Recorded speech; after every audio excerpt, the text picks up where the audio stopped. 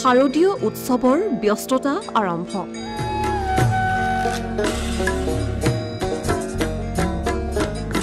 বিশ্ব খনিকৰ বিশ্বকৰ্মা পূজালৈ মাজত মাথো কেইটামান দিন বাকী।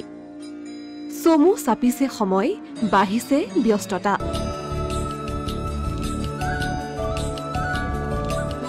ব্যস্ততাৰ অন্ত নাই ৰাজ্যৰ মৃৎশিল্পীসকলৰ।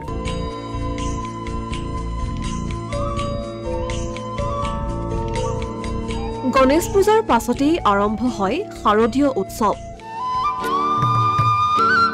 বিশ্বকৰ্মাক বিশ্বৰ সৃষ্টিকৰ্তা বুলি বৰ্ণনা কৰা হয়।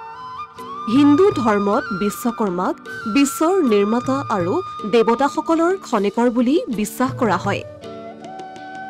প্ৰতি বছৰৰ দৰে ভাদ মাহৰ সংক্ৰান্তিত চৰকাৰী বেচৰকাৰী কাৰ্যালয়, দোকান পোহাৰ, উদ্যোগ প্ৰতিষ্ঠান, কল কাৰখানা আদিত পূজাৰ দিনা বিশ্ব খনিকৰক আৰাধনা কৰে ৰাজ্যবাসীয়ে। 2024 বৰ্ষৰ 17 ছেপ্টেম্বৰ অৰ্থাৎ ভাদ আৰু আহিনৰ সংক্ৰান্তিৰ দিনা জগত খনিকৰ বিশ্বকৰ্মা পূজা। ৰাজ্যৰ প্ৰান্তে প্ৰান্তে এতিয়া মৃৎশিল্পীসকল ব্যস্ত হৈ পৰিছে মূৰ্তি নিৰ্মাণত। সময়মতে বিশ্বকৰ্মাৰ মূৰ্তি সাজি উলিয়াবলৈ তৎপৰ হৈ পৰিছে মৃৎশিল্পীসকল। পূজালৈ যিমানেই সময় চাপিছে সিমানেই বাঢ়িছে ব্যস্ততা। দিনে নিশাই মূৰ্তিসমূহত শেষ পৰশ দিয়াত ব্যস্ত হৈ পৰিছে শিল্পীসকল। শাৰী শাৰীকৈ আটক ধুনীয়াকৈ সজাই তোলা হৈছে বিশ্ব খনিকৰ বিশ্বকৰ্মাৰ মূৰ্তি। নিৰ্মাণ আৰু কাৰিকৰী শিক্ষাৰ সৈতে জড়িত থকা সকলৰ আৰাধ্য দেৱতা বিশ্বকৰ্মা পূজাৰ বাবে যেন এতিয়া সকলো সাজু। উল্লেখযোগ্য যে অসমৰ লগতে ভাৰতৰ কৰ্ণাটক, পশ্চিমবংগ, বিহাৰ, ঝাৰখণ্ড, উৰিষ্যা আৰু ত্ৰিপুৰা আদি ৰাজ্যত প্ৰতি বছৰে ভাদ মাহৰ সংক্ৰান্তি বা কন্যা সংক্ৰান্তিত পালন কৰা হয় বিশ্বকৰ্মা পূজা।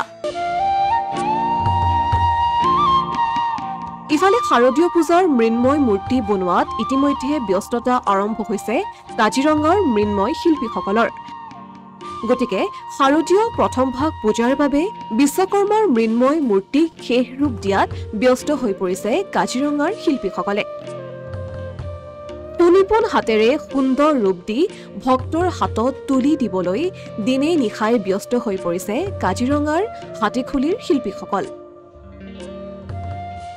তো এতিয়া কলিয়াবৰৰ পৰা আমাৰ বোকাগড়ৰ পৰা আহিছে বিশ্বকৰ্মা মূৰ্তি লাগে। 20-25টা ইমান পাৰে ইমানটো এতিয়া সিহঁতি দিনে ৰাতি ডিউটি কষ্ট কৰি আছে বনাব। পূজাৰ আগে ওলাই দিব লাগে 2-3 দিনৰ আগত। কিমান ভাগ অৰ্ডাৰ লাভ কৰা হৈছে? এতিয়া মই জনামতে এতিয়া 29-30টা এনেকুৱা হ'ব বুলি কৈছোঁ। এইটো ডালামাৰাৰ পৰা আহিছে, আৰু পিছত আমাৰ কলিয়াবৰৰ পৰা আহিছে, জকলাবন্ধাৰ পৰা আহিছে, আৰু আমাৰ মেথনি বাগানৰ পৰা আহিছে, বোকাগড় বাগানৰ পৰাও আহিছে। দিনে ৰাতি কৰি আছে। Asomiya Pratidin digital desk.